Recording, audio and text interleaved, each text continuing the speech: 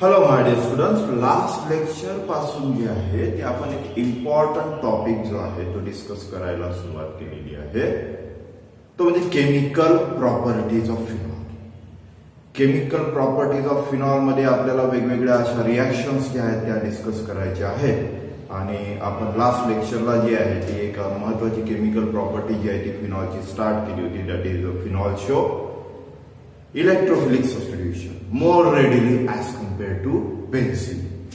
Benzene पेक्षा electrophilic substitution phenol जो आहे तो थोडा फास्टली रेडीली जो आहे तो शो करतो. का शो करतो याचं रिझन सुद्धा आपण डिस्कस केलं होतं की only because of presence of OH group. हा जो OH ग्रुप जो फिनॉल मध्ये बेन्झीन रिंगला अटॅच आहे, हा OH ग्रुप ऍक्च्युली काय करतो तर तो रिंग ऍक्टिव्हेटिंग ग्रुप आहे. रिंग ऍक्टिव्हेटिंग ग्रुप असल्यामुळे त्या फिनॉलमध्ये जी बेन्झीन रिंग आहे तिथे ऑर्थो आणि पॅरा डायरेक्टिंग ग्रुप्स जे आहेत ते तिथे अटॅच होतात आणि आपल्याला इलेक्ट्रोफिलिक सबस्टिट्यूशन तिथे होताना दिसते. सो यामध्ये आपण वेगवेगळ्या रिॲक्शन ज्या आहेत त्या डिस्कस करत होतो. आपण लास्ट लेक्चरला हॅलोजिनेशन डिस्कस केली, halogenation of phenol, then nitration of phenol. Now the third one related to that is sulfonation of phenol. आपल्याला जी रिॲक्शन पाहायची आहे ती कुठली आहे? सल्फोनेशन रिॲक्शन आहे. Now what is mean by sulfonation? Sulfonation कशाला म्हणायचं? सर्वात आधी तर या प्रोसेसचा मिनिंग जो आहे तो तिथे माहिती पाहिजे. So sulphonation, simple thing, addition of sulphonic acid group. Bond SO3H group जो आहे तो एखाद्या रिॲक्टंट मध्ये, एखाद्या कंपाऊंड मध्ये, एखाद्या मॉलिक्यूल मध्ये किंवा इथे फिनॉल मध्ये जेव्हा आपण तिथे ऍड करतो बाय डायरेक्ट ऍडिशन और by substitution also, then that process is known as sulphonation. So आपल्याला इथे पाहायचं सल्फोनेशन ऑफ फिनॉल. फिनॉलचं जे आहे ते आपल्याला सल्फोनेशन इथे करायचं आहे. कशा प्रकारे करणार? तर ज्या ज्या वेळेस सल्फोनेशन ऑफ एनी कंपाऊंड तिथे येणार, लक्षात ठेवायचं. This is very important thing in case of sulfonation process. whenever a sulfonation of any compound takes place, that means there is a requirement of SO3H group. हा SO3H group जो आहे तो कुठून येणार? It comes from concentrated sulfuric acid. Concentrated sulfuric acid मधला sulphonic acid group जो आहे तो सेपरेट होऊन तिथे जी आहे ती सल्फोनेशन प्रोसेस जी आहे ती परफॉर्म होते. सो हिअर फिनॉलची रिॲक्शन सुद्धा आपण कोणासोबत करणार आहे तर कॉन्सन्ट्रेटेड सल्फ्युरिक ऍसिड. आता जेव्हा आपण फिनॉलची रिॲक्शन जी आहे ती सल्फ्युरिक ऍसिड सोबत जेव्हा करतो आपण तर फिनॉल जो आहे तो तिथे रिॲक्ट होतो सल्फ्युरिक ऍसिड सोबत, कॉन्सन्ट्रेटेड सल्फ्युरिक ऍसिड सोबत ऍट टू डिफरंट कंडिशन. कुठल्या कुठल्या कंडिशन आहे ते आपण पाहू आणि रिॲक्शन सुद्धा पाहू. So phenol, simple thing, benzene ring, that means phenyl ring, bond OH, this is our phenol. So phenol actually reacts with, कोणासोबत रिॲक्ट होत आहे तर concentrated sulfuric acid H2SO4.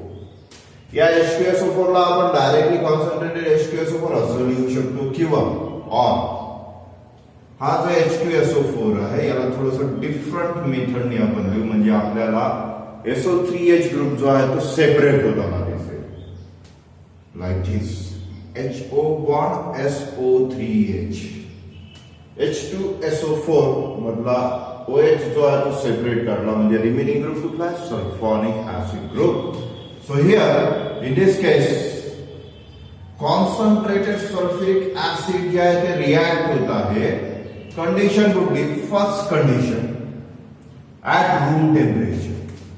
Room टेम्परेचरवर फिनॉल जो आहे तो कॉन्सन्ट्रेटेड सल्फ्युरिक ऍसिड सोबत जेव्हा रिॲक्ट होतो, कुठली कंडिशन आहे? At room temperature. Room temperature means how many kelvin temperature? Think about that. Room temperature, that means at 273 kelvin temperature. So phenol reacts with concentrated sulfuric acid at 273 Kelvin temperature and there is a formation of काय form होणार आहे लक्षात ठेवायचं काय form होणार आहे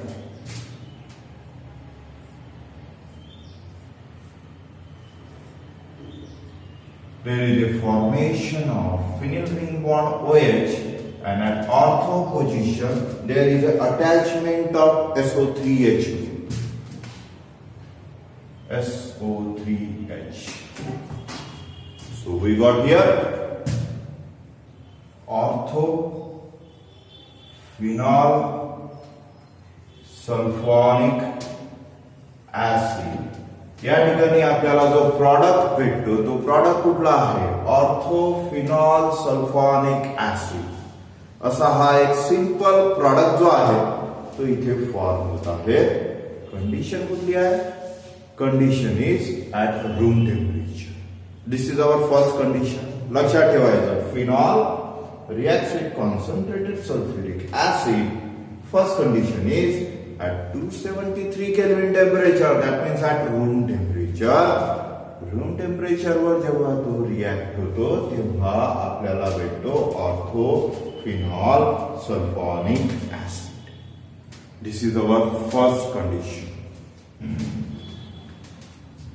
Now another condition. Second condition कुठली आहे तर हाच जो फिनॉल आहे तो याच कॉन्सन्ट्रेटेड सल्फ्युरिक ऍसिड सोबत जेव्हा रिएक्ट होतो आणि त्या मिक्सचरला जर आपण हीट केलं at about 373 kelvin temperature 373 kelvin temperature वर जेव्हा concentrated sulfuric acid that means HO bond SO3H reacts with phenol what happens in this case या कंडिशन मध्ये आपल्याला जो प्रॉडक्ट भेटतो तो जो प्रॉडक्ट आहे तो आहे पॅरा ओरिएंटेड म्हणजे पॅरा पोझिशनला फिनॉलला तिथे अटॅच होतो सल्फॉनिक ऍसिड ग्रुप SO3H ग्रुप जो आहे तो इथे अटॅच होतो सो सिंपल असा हा कंपाऊंड जो आहे तो इथे आपल्याला भेटला benzene ring bond OH at para position SO3H its name is para phenol sulfonic acid paraphenol sulfonic acid कुठला कंपाऊंड भेटला तर पॅराफिनॉल सल्फॉनिक ऍसिड जो आहे तो इथे जो आहे तो आपल्याला भेटला ठीक आहे हा जो पॅराफिनॉल सल्फॉनिक ऍसिड आहे कुठल्या टेम्परेचरवर रिएक्ट झाला कॉन्सन्ट्रेटेड सल्फ्युरिक ऍसिड सोबत फिनॉल तर 373 केल्विन टेम्परेचरवर त्या कंडिशन मध्ये भेटला आणि जर फिनॉल जो आहे तो कॉन्सन्ट्रेटेड SO3H सोबत that means concentrated sulfuric acid सोबत ऍक्च्युअली जेव्हा रिएक्ट होतो तेव्हा आपल्याला तिथे भेटेल orthophenol sulfonic acid at 273 kelvin temperature so temperature difference नुसार इथे प्रॉडक्ट मध्ये सुद्धा डिफरन्स भेटते रूम टेम्परेचर असेल तर ortho product that is orthophenol sulfonic acid आणि जर 100 डिग्री सेल्सियस और 373 केल्विन टेम्परेचर वर फिनॉल कॉन्सन्ट्रेटेड सल्फ्युरिक ऍसिड सोबत रिएक्ट होत असेल तर आपल्याला भेटेल paraphenol sulfonic acid so this is sulfonation याला म्हणणार आपण sulfonation process so simple thing this is sulfonation of phenol Now the another chemical properties of phenol that is Raymer-Tayman reaction. Named reaction आहे ही ठीक आहे सायंटिस्टचे नेम जे आहे ते त्याला दिलेले आहेत सो रिएक्शनच्या नेम वरून जो आहे तो ऍक्च्युअली आपल्याला तिथे जे आहे ती कुठलीही हिंट भेटणार नाही की कुठला सब्स्टन्स जो आहे तो तिथे रिएक्ट होत आहे so only because of that here in such type of reaction statement is very important statement जे आहे ते अशा टाइपच्या रिएक्शन मध्ये जे आहे ते खूप इम्पॉर्टंट असते का असते कारण स्टेटमेंट मधूनच आपल्याला समजते की कुठला रिएक्टर जो आहे कुठल्या कंपाऊंड सोबत रिएजंट सोबत कुठल्या कंडिशन मध्ये जो आहे तो रिएक्ट होत असतो so statement of any chemical equation actually. आणि अशा नेम रिॲक्शन मध्ये तर खूपच इम्पॉर्टंट जे आहे ते तिथे असते आणि त्यावरूनच मग आपल्याला केमिकल इक्वेशन्स जे आहेत ते तिथे लिहिता येते. सो रेमर टेमन रिॲक्शन काय होते ऍक्च्युली इथे तर आपण पाहता chemical reaction of phenol that means here he एक फिनॉलची रिॲक्शन आहे. आणि फिनॉल काय करतो ऍक्च्युली तर फिनॉल जो आहे तो सुरुवातीला that means first step of reaction मध्ये इथे आपण म्हणू तो क्लोरोफॉर्म सोबत रिॲक्ट होतो. Phenol reacts with chloroform. काय फॉर्म्युला आहे क्लोरोफॉर्मचा यस CHCl3. सो क्लोरोफॉर्म सोबत जे आहे ते फिनॉल जो आहे तो तिथे रिॲक्ट होतो in the presence of aqueous solution of sodium hydroxide.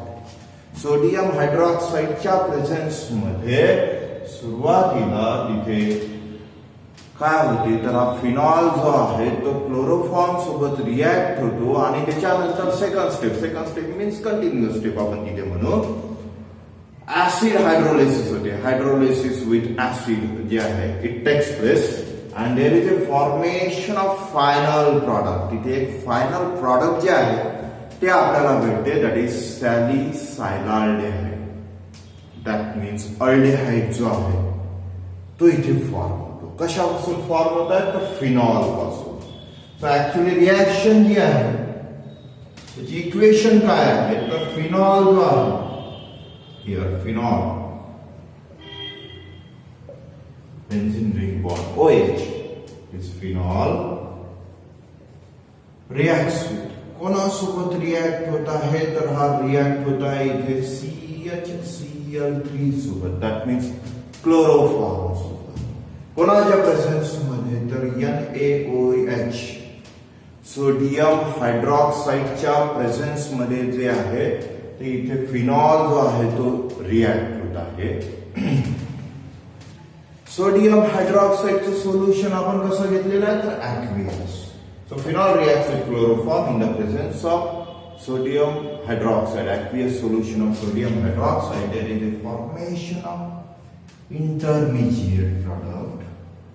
एक intermediate जो आहे तो फॉर्म होतो. इंटरमिजिएट कुठला असो कुठला इंटरमिजिएट इथे फॉर्म होतो तर benzene ring ONA Na positive O negative आणि हिअर CHCl2 अशा टाइपचा एक इंटरमिजिएट जो आहे तो form.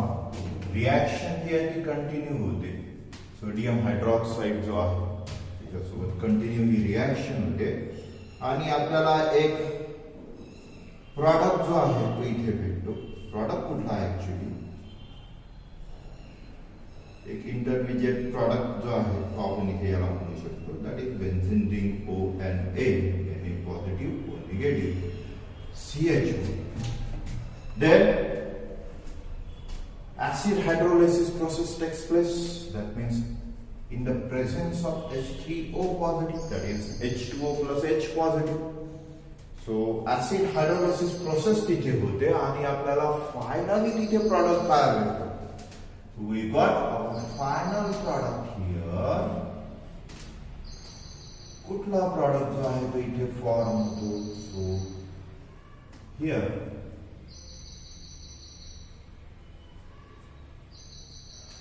there is a formation of benzene ring bond OH at adjacent position. There is the presence of CHO group, so it is also present.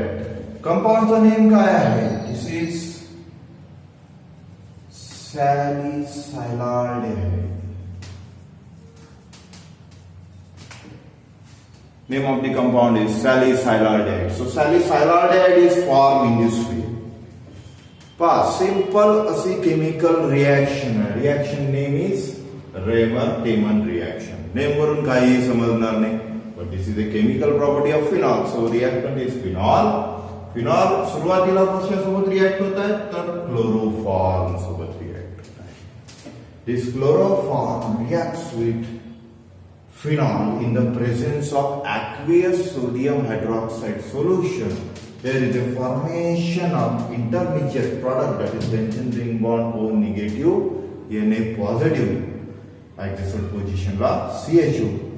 Then there is a acid hydrolysis process takes place. Hydrolysis process होते in the presence of acid आणि finally आपल्याला जो आहे तो आपला final product desired product जो आहे तो इथे भेटतो कुठला सॅलिसायलार्ड. सो अशा प्रकारे ही रिएक्शन जी आहे ती इथे कम्प्लीट होते. कुठली reaction? That is Reimer Tiemann reaction. So इथे आपण जे सोल्युशन यूज केलं ते कुठलं यूज केलं तर आपण जे आहे ते तिथे क्लोरोफॉर्म जो आहे तिथे यूज केला. इन्स्टेड ऑफ क्लोरोफॉर्म आपण जर कार्बन टेट्राक्लोराइड जर यूज केलं तर प्रॉडक्ट जो आहे आपला फायनल प्रॉडक्ट तो इथे चेंज होतो. Instead of salicylic, there is a formation of salicylic acid. Condition कुठली? CHCl3 हा कंपाऊंड न घेता आपण जर इथे कार्बन टेट्राक्लोराइड CCl4 जर घेतलं तर आपल्याला सॅलिसायलार्ड भेटणार नाही, आपल्याला भेटेल सॅलिसिलिक ऍसिड. फॉर्म्युलामध्ये काय डिफरन्स राहील? Instead of CHO there is a COOH, benzene link OH आणि इथे राहणार COOH, that is salicylic acid. ही कंडिशन सुद्धा लक्षात ठेवायची. This is also a very important condition. So overall this is our Reimer Tiemann reaction.